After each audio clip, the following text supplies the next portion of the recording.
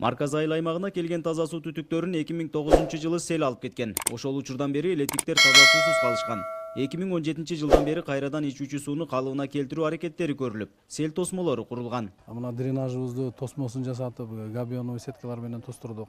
Натыйжада Марказ айыл өкмөтүндөгү 4 айылга таза суу жеткен. Сайыз учурундагы эски суу түтүктөрү да жаңыланууда. Айыл өкмөт тургундарынын 50%-ын таза суу менен камсыз кыла баштадык да. Буга чейин электриктер ичүүчү сууну арыктан алышчу, мал жандыктар деле ошондон ичишчү.